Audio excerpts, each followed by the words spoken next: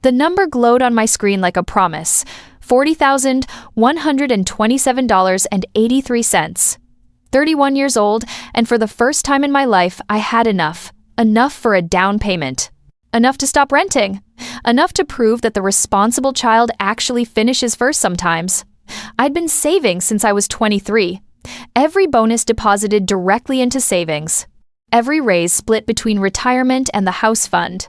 While my friends vacationed in Europe, I meal prepped and drove a 12-year-old sedan. While my brother Ryan borrowed and crashed and borrowed again, I built a foundation nobody could shake. My realtor had found the perfect place, a small 2-bedroom an hour outside the city. Nothing fancy, but mine. The closing was scheduled for 2 weeks out. I'd already picked paint colors, planned where furniture would go, imagined hosting my first dinner party in a space that actually belonged to me. I worked as a financial analyst, spending 40 hours a week helping other people plan their futures, while mine always felt tentative, contingent. One crisis away from collapsing. But not anymore. The number on my screen was proof. I'd done it. I'd escaped the cycle. Then my phone rang at 11:53 p.m. Mom's name on the screen. My stomach dropped before I even answered. "Sweetheart, I'm so sorry to call this late." Her voice was shaking. The particular tremor that meant Ryan. Always Ryan. What happened? He's been arrested. Possession. They found pills in his car during a traffic stop. Third offense. So, the judge set bail at $38,500. I closed my eyes. Felt the familiar exhaustion settle over my shoulders like a coat I'd never chosen but somehow always wore. "Mom, I can't. I know you're saving for a house." I wouldn't ask if there was any other way. But he's your brother. He needs help. Help. The word she used for every bailout, every rescue, every time Ryan faced consequences, and she swooped in to prevent him from learning. Anything. Help meant enabling. Help meant the rest of us suffered while he stayed comfortable in his chaos. "Mom, this is my down payment. I close in 2 weeks. I'll pay you back. We're selling the RV. That'll cover most of it. Please, honey, he's family." The guilt wrapped around my throat. Family. The word she weaponized every time Ryan needed saving, and I had something she could take. "I need to think about it," I whispered, knowing even as I said it that thinking wouldn't matter. Somewhere deep down, I already knew what she'd do. I woke up at 6 a.m. with a sick feeling in my stomach, grabbed my phone and opened my banking app with shaking hands. The screen took forever to load. When it did, I stared at the number where $40,127.83 should have been. Balance, $127.83. I refreshed. Same number. Refreshed again. My heart was pounding so hard I could feel it in my throat. This had to be fraud. Identity theft? Some kind of banking error? Not real, not possible. I called the bank's fraud line. Waited on hold for 12 minutes that felt like hours. Finally, a representative picked up. "I need to report unauthorized access to my account. $40,000 was withdrawn without my permission." "Let me pull up your account, ma'am." Typing sounds. Then a pause that lasted too long. I see the transaction. It was processed at 7:42 p.m. yesterday. Electronic transfer to county bail bonds. Authorized by Helen Weller. My mother's name? Not fraud. Not theft, worse. That can't be right. I didn't authorize. According to our records, Helen Weller is listed as a joint account holder with full access. The account was opened in 2013 when you were 21. I remembered, barely. Mom insisting I needed someone as backup, just in case something happened, promising she'd never touch it, promising it was just for emergencies. I'd been too young and too trusting to understand what her emergencies always looked like. I drove to her house at 7:30 a.m. Didn't call first. Didn't give her time to prepare excuses. Just got in my car with my bank statement printed out and drove the 40 minutes to her subdivision, my hands gripping the steering wheel so hard my knuckles went white. She answered the door in her bathrobe, coffee mug in hand. Saw my face and immediately looked guilty. "Sweetheart, I was going to call you this morning. You stole my money." My voice didn't sound like mine. Too flat. Too empty. "I didn't steal anything. It was a loan. I told you I'd pay you back. You told me you'd ask me. You didn't ask. You just took it. Your brother needed me. You'll make the money back you always do. You're responsible. Ryan doesn't have anyone else." The calmness in her voice felt worse than screaming. Like taking $40,000 from her daughter was just a reasonable Tuesday morning decision. Like my entire future was an acceptable sacrifice for Ryan's latest crisis. "What about me?" I asked. "What about what I needed?" "You'll bounce back. You always do." There it was. The unspoken truth of our family dynamic. I was the stable one, so my needs didn't count. I was the responsible one, so I could handle disappointment.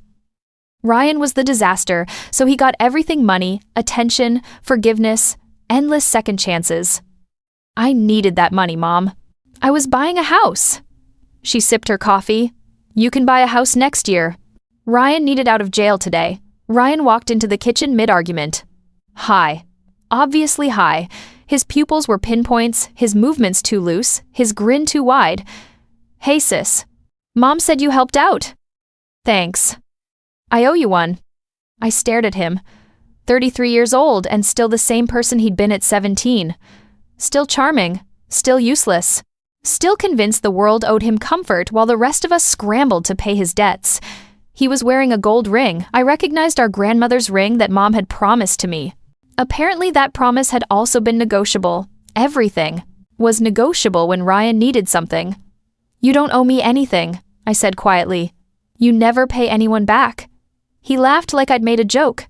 "Come on, don't be like that. Family's supposed to help each other. Family's supposed to respect each other. You've stolen from Mom. You've stolen from me. You've crashed 3 cars, been to rehab twice, and you're high right now.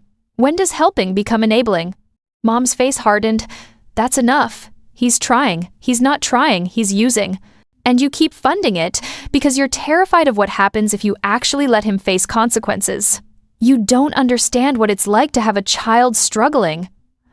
I understand that you have 2 children. You just only protect one of them." I left before she could respond, drove home with tears blurring the highway, called my realtor from the parking lot of my apartment, and canceled the purchase. She was kind, understanding, probably dealing with flaky buyers all the time. I had no idea this wasn't cold feet. This was devastation. The weeks after were a fog. My coworkers asked about the house. I said I'd changed my mind, found something better to invest in, generic deflections that prevented having to explain that my own mother had robbed me. Mom didn't call. Ryan posted photos on social media, new sneakers, a night out with friends, living like someone who'd learned nothing. The system had rewarded him again. Arrest, bailout, freedom. No consequences, no growth, just expensive chaos funded by everyone else. I stopped answering family calls, stopped attending dinners. When my aunt asked why I'd been distant, I said work was busy. Easier than explaining that my family had taught me I only mattered when they needed something from me. At night, I lay in my rented apartment and felt the betrayal like a physical weight. Not just the money, the trust. The years I'd spent being the good daughter, thinking responsibility would earn respect. Instead, it had just made me an ATM. I decided something during those blurry weeks. No more loans, no more guilt trips, no more sacrificing my stability for someone else's crisis. I would rebuild not because I forgave them, but because I refused to stay broken. Rebuilding looked like rage channeled into spreadsheets. I buried myself in work, took on extra consulting projects, learned about investment properties. Anything that turned my anger into assets. My boss noticed, promoted me to senior analyst, then to regional manager, then to acquisitions director. Every promotion was validation that I was worth something, even if my family didn't think so. Every raise was proof I could survive their damage. I bought a small rental property, nothing fancy, but something that generated passive income. Then another, then a third. Built a portfolio that existed entirely separate from family drama, money they couldn't touch, success they couldn't guilt me out of. The work was therapeutic. Numbers didn't lie. Returns didn't play favorites. Real estate didn't bail out addicts at the expense of daughters who'd done everything right. There was justice in math. 4 years passed.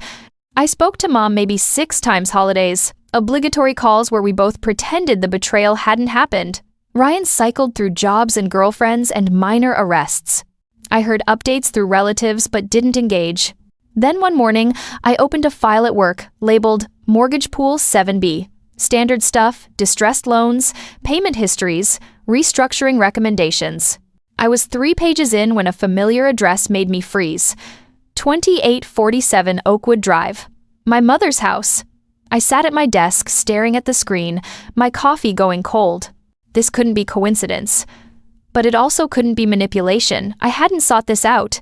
The file had been assigned randomly by our system, part of a portfolio my division acquired from a regional lender. I read through everything. Loan originated 1,998, refinanced 2006, refinanced again 2012, and again 2016. Each refinance pulled equity out of the house. Each one increased the payment. Each one, I realized with sick certainty, coincided with one of Ryan's crises. Current status, 4 months delinquent, notices sent, payment plan rejected, 1 month from default proceedings. My mother, who'd always boasted about owning her house outright, had mortgaged it 3 times to fund my brother's disasters. And now she couldn't keep up with the payments. I could intervene. One email to the servicing department requesting forbearance, citing family hardship. The system would probably grant it. I had that power now. I stared at the file for 20 minutes. Then I closed it without making changes. Let the process continue. Let consequences finally happen.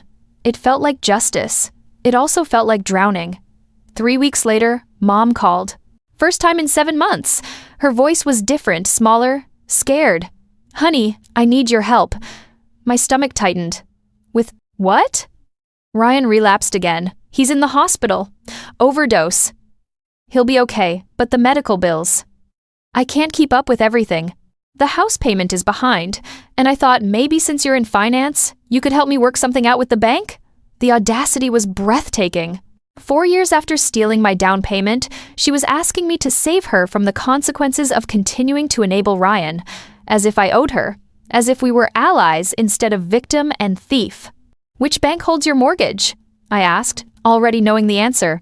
She named the lender, the one we'd acquired, the one whose files sat on my desk. "Can you help, please? I know we haven't been close, but you're so good with money." "I'll look into it," I said, and hung up. That night, I pulled her full file, read every document, saw the pattern clearly: refinance, withdrawal, crisis, repeat. 40,000 here for Ryan's first rehab, 30,000 there for his legal fees, 25,000 for a car after he crashed the last one. She'd bled the house dry, saving someone who didn't want to be saved, and now she wanted me to help her do it again. I couldn't stop thinking about the forged signatures. Mom had mentioned casually once that she'd co-signed some utilities for Ryan when he couldn't get approved himself. But something nagged at me. Using company resources carefully, nothing illegal, just standard credit verification processes, I pulled Ryan's credit report. My stomach dropped. 3 accounts listed my name as co-signer. Utilities, a credit card, even a payday loan. Accounts I'd never opened, signatures I'd never provided. My social security number attached to debts I didn't owe. Identity theft, forgery. By my own mother, to help my brother avoid the basic adult responsibility of having functional credit. I sat in my office staring at the report, felt the anger I'd buried for 4 years resurface hot and sharp. She hadn't just stolen my down payment, she'd stolen my identity, used my good credit to patch Ryan's disasters, risked my financial future to protect his comfort. I scheduled a meeting with our corporate attorney, explained the situation clinically, professionally. He confirmed what I already suspected: prosecutable offenses, clear paper trail, strong case if I wanted to pursue it. "Do you want to press charges?" he asked. "No," I said.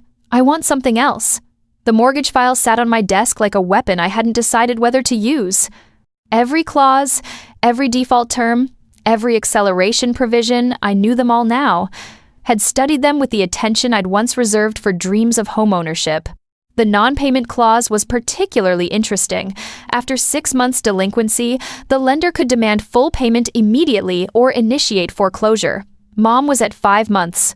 One more missed payment and the hammer would fall. I could stop it. I could also let it drop. For a week, I wrestled with the decision. This wasn't just business, it was my mother. The woman who'd raised me, taught me to ride a bike, helped with homework. She'd also betrayed me, stolen from me, forged my signature to protect the son who'd never once protected me. Which version of her deserved my mercy? I thought about the house, the one I'd lost, the future I'd planned that vanished because she decided Ryan's bail mattered more than my stability. 4 years later, I had a different house, smaller, but mine. Paid in full, no shared signatures, no vulnerability. Maybe that was the difference. I'd rebuilt. She was still sinking, still choosing the same son, still expecting different results. I made my decision. Mom called again 2 weeks later. Panicked this time. They sent a notice. The bank. They're threatening foreclosure. I need you to talk to someone. You work with mortgages, there has to be something you can do. I already looked into it, I said calmly. Your loan is severely delinquent. You've missed 6 payments. At this stage, the lender has the right to accelerate. But surely there's an exception. There isn't. You signed a contract. You're violating the terms. These are standard consequences.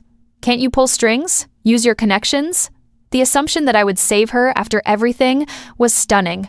Mom, when you took my $40,000, did you think about consequences? Silence. Then, quietly. That was different. How? Ryan needed help. I was being a mother. And I needed help. I needed that money for a house. But you decided his emergency mattered more than my future. Now you're in an emergency and you want me to decide your future matters more than basic accountability? So you're just going to let them take my house? I thought about lying. About pretending I had no control, but she deserved the truth. I'm not going to stop them. You made choices for 4 years that led here. I'm just not preventing the consequences anymore. She hung up. I sat in the silence of my office and felt nothing. Not satisfaction, not guilt. Just the hollow emptiness of a relationship that had finally exhausted itself. The foreclosure proceedings moved forward with bureaucratic efficiency. Notices sent. Deadlines missed. Legal filings processed. I watched from inside the system, neither helping nor hindering, just letting gravity work. Mom called family members, creating a narrative where I was the villain.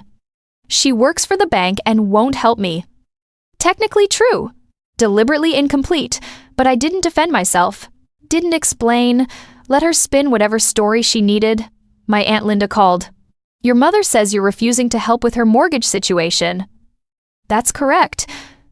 Don't you think that's a little cold? She's your mother. She stole $40,000 from me to bail out Ryan. Then she forged my signature on credit accounts. Then she asked me to help her avoid consequences for decisions that hurt me. So yes, I'm refusing. I don't think. That's cold. I think that's boundaries. Aunt Linda was quiet. Then, I didn't know about the forgery. Most people don't know the full story. They just see a daughter refusing to help her mother and make assumptions. After we hung up, I felt lighter. Telling the truth, even partial truth, released pressure I hadn't realized I was carrying. I wasn't the villain. I was just the person who'd finally stopped being the victim. Ryan overdosed again. Serious, this time ICU, medically induced coma, the whole catastrophe. Mom called me from the hospital, sobbing. Please. I know we have problems, but he's your brother. Can you just put everything aside and be here? I went. Not for her. Not for Ryan. For myself to see if there was anything left worth salvaging. The hospital room was standard ICU machines, beeping, tubes everywhere, Ryan unconscious but stable. Mom sat beside his bed, looking smaller than I'd ever seen her. Older, exhausted in a way that couldn't be fixed with sleep. They said he'll survive, she said without looking at me. Again. How many times can someone survive their own choices? I don't know. I enabled this. I know I did. Every time I bailed him out, I taught him actions don't have consequences. But he's my son. How was I supposed to just let him suffer? You had 2 children. You let one of us suffer constantly. She flinched. You were always so strong. You didn't need me the way he did. I needed you exactly as much. I just hid it better. We sat in silence while machines monitored Ryan's vitals. Finally, she said, "The house is gone, isn't it?" "Probably." "Did you do it? Is that why you won't help?" I met her eyes. "I didn't cause it." You refinanced 3 times to fund Ryan's crises. You stopped making payments because you couldn't afford them. I just work for the bank that happens to hold the note. I didn't engineer this. I'm just not preventing it. That's the same thing. No, it's really not. Ryan woke up 2 days later, groggy, confused, alive. Mom cried with relief. I felt nothing, not joy, not sadness, just the exhausted indifference of someone who'd watched this cycle too many times. He looked at me from the hospital bed. Hey, sis. Hey. Mom said you work for the bank that's taking the house. I work for a company that acquired the debt. It's not personal. Feels personal. So did you using my identity to open credit accounts. So did Mom stealing my down payment. Turns out we're all capable of making things feel personal. He looked away. Mom started to defend him, then stopped. Maybe she was finally tired too. I left the hospital and drove to the property I'd acquired 6 months earlier, a small 2-bedroom that I'd renovated and rented out. Good tenants, steady income, something I'd built without family drama touching it. Standing on the porch, I realized I'd created the life I'd wanted 4 years ago, just by a different path. The detour through betrayal had actually taught me more about protecting myself than smooth sailing ever would have. My phone buzzed, a text from the servicing department. Weller foreclosure proceeding to auction. Final notice sent, I replied. Confirmed. Then I went inside, made tea, and didn't think about it again that night. The auction was scheduled for a Tuesday morning. Standard foreclosure process, public sale, minimum bid set at loan balance, winner takes title. Mom had until the day before to catch up on payments and stop the sale. She didn't. I didn't attend the auction. Didn't need to. Got the results in an email that afternoon. Property sold to an investment LLC for $62,000, just enough to cover the remaining loan balance, fees, and closing costs. Mom would walk away with nothing. She called me that evening, voice hollow. They sold it. The house is gone. I know. Did you buy it? Is that what this was about? No. An investor bought it. I have no idea who. But you could have stopped this. Yes. I chose not to. How can you be so cold? I thought about that question. Really thought about it. I'm not cold. I'm just done being warm toward people who burned me. You made choices that hurt me. Those choices had consequences. I'm not responsible for shielding you from them anymore. So, this is revenge? This is balance. You took my house fund. Now you've lost your house. I didn't engineer that you did. Through years of bad decisions. I just stopped absorbing the damage. She hung up. I sat in my living room, my mortgage-free, signature-free, safe living room, and felt something I hadn't felt in 4 years. Peace. Not happiness, not triumph. Just the quiet peace of knowing I'd stopped participating in my own erasure. Mom moved in with her sister an hour north. Ryan went to court-mandated rehab. I heard updates through Aunt Linda, who'd become the family's reluctant information hub. Your mother's struggling, Linda said during one of our calls. Lost the house, Ryan's in. Treatment, she feels like she's lost everything. She lost what she risked, I said. That's different from losing everything. She's your mother. She's also the person who stole $40,000 from me and forged my signature. Being someone's mother doesn't exempt you from being held accountable. Linda sighed. I know. I'm not saying you're wrong. I'm just saying it's hard watching her suffer. It was hard watching her choose Ryan over me for 30 years. Sometimes suffering is just what fairness looks like to people who've always had privilege. The conversation ended awkwardly. But I didn't feel guilty. Guilt required me believing I'd done something wrong. All I'd done was stop doing something wrong, sacrificing myself for people who'd never sacrificed anything for me. Work continued. Life continued. I dated, traveled, invested. Built a life that felt solid because it was built on choices I controlled, not crises other people created. 6 months after the foreclosure, Aunt Linda called again. Your mom wants to see you. She's not asking for money or help. She just wants to talk. I considered saying no, but curiosity won. Fine. Coffee, public place. 1 hour. We met at a chain cafe halfway between her new place and my house. She looked older, grayer, thinner, worn down in a way that had nothing to do with age and everything to do with exhaustion. Thank you for coming, she said. Hands wrapped around her coffee cup like she was cold. What did you want to talk about? I've been in therapy. Court mandated for Ryan's case, but I kept going for myself, and I'm starting to understand things I didn't before. I waited. I thought love meant fixing things, protecting Ryan from consequences because he couldn't protect himself. But my therapist helped me see I wasn't protecting him. I was protecting myself from feeling like a failed mother. Every time I bailed him out, I was really just avoiding my own guilt.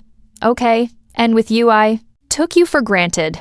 You were so capable, so responsible. I convinced myself you didn't need me because needing you was easier than actually being a mother to both my children. The words were right, the apology was there, but I felt nothing hearing it. I appreciate you saying that. Do you forgive me? I don't know. Maybe eventually, but right now, I'm just trying to exist without being hurt by you again. Forgiveness feels like a luxury I can't afford yet. She nodded, tears on her face. I understand. I just wanted you to know I see it now. What I did? What I cost you. We sat in uncomfortable silence. Then I said, I didn't buy your house. But I know who did. The property had been purchased by an LLC I'd created 6 months before the foreclosure, blind auction, corporate veil, no names attached. I'd bought my mother's house without her knowing. Why? She asked, confused. Because I needed closure, and because I wanted to do something you never did, make a choice that wasn't about revenge or enabling, just closure. What are you going to do with it?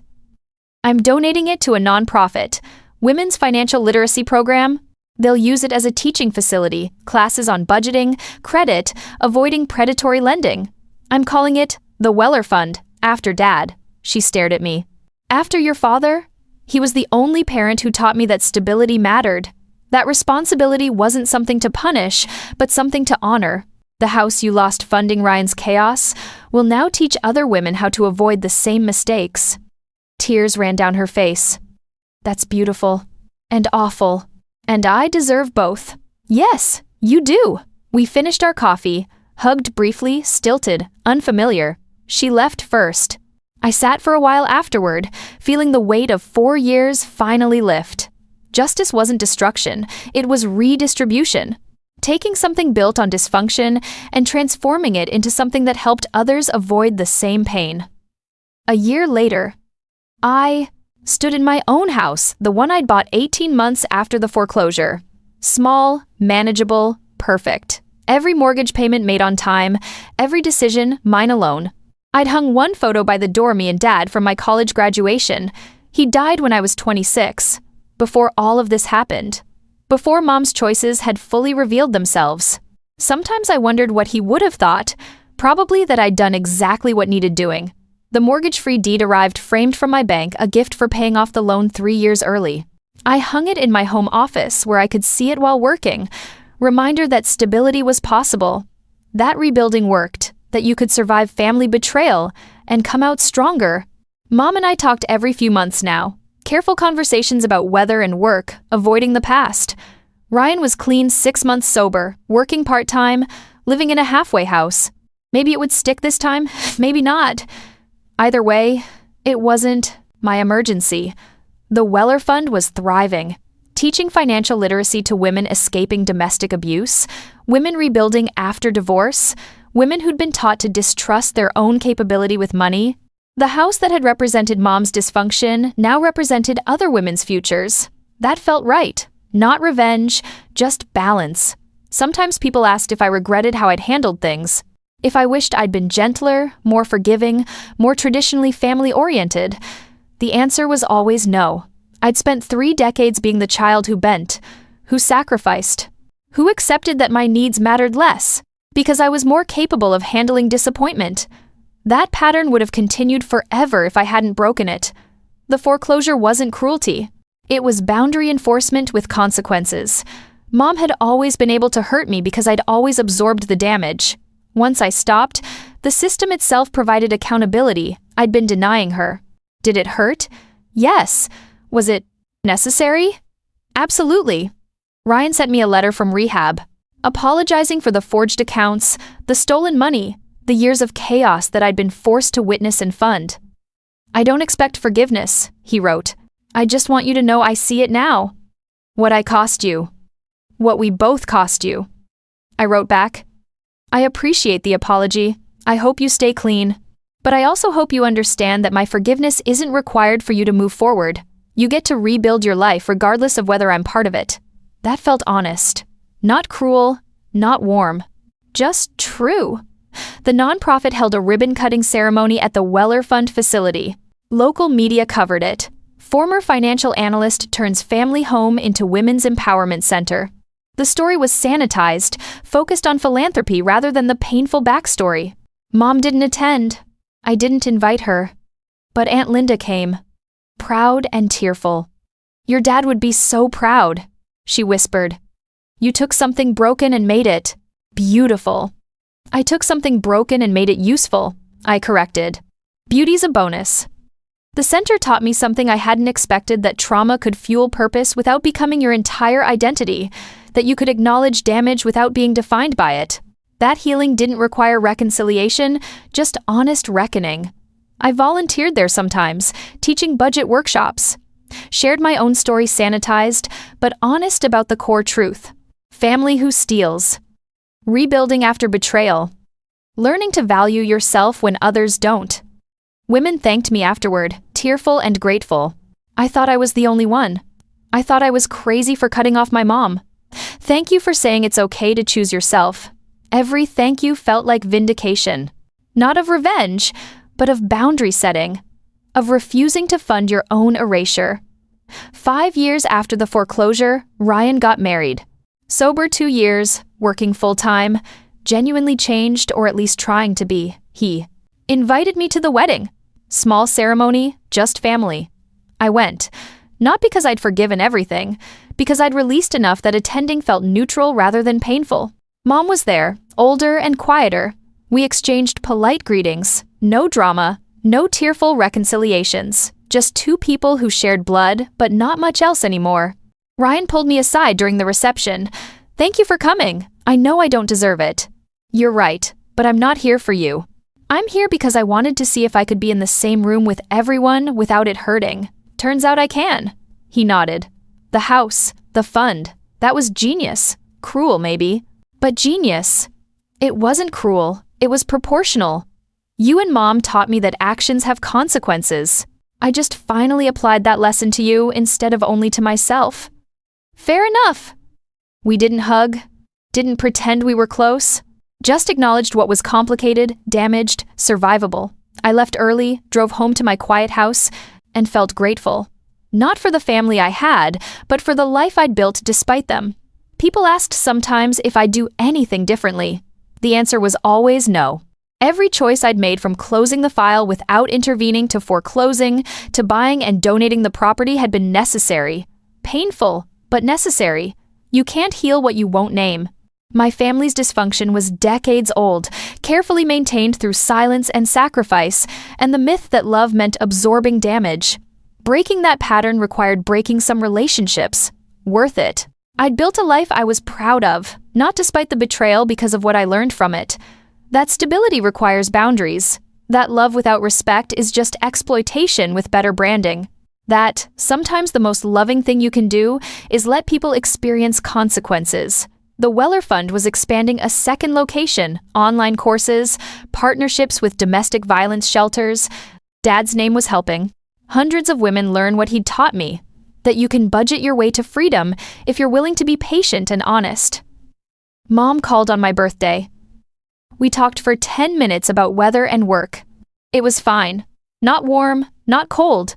Just neutral, the best I could offer after everything. "I'm proud of you," she said, before hanging up. "I know I don't have the right to say that, but I am. Thank you." That was enough. Not everything needed to be fixed. Some things just needed to be survived. 7 years after losing my first down payment, I sat in my paid-off house and thought about closure. It didn't look like I'd expected. No tearful reconciliation, no apology that fixed everything, no return to family dinners, where everyone pretended the past hadn't happened. Instead, closure looked like this: me, in a space I'd built without anyone's help, the deed with only my name, the walls I'd painted myself, the mortgage I'd paid off early through work that had nothing to do with family drama. I'd taken the worst betrayal of my life and transformed it into boundaries, purpose, stability. The money Mom stole had taught me more about protecting myself than keeping it ever would have. Ryan stayed sober. Mom stayed distant. Aunt Linda stayed supportive. The Weller Fund stayed open, teaching women what I'd learned the hard way. And me? I stayed free. Free from guilt that wasn't mine. Free from rescuing people who didn't want rescue. Free from the belief that family meant obligation without reciprocity. One afternoon, I looked at the framed mortgage deed on my wall, the one that read paid in full, and whispered to Dad's memory, I did it, the way you taught me, with patience and boundaries and refusing to accept less than I deserved. Somewhere, I hoped he heard me, hoped he was proud, because I was. Finally, completely, unapologetically proud of the life I'd built from the rubble of betrayal, paid in full, in every sense that mattered.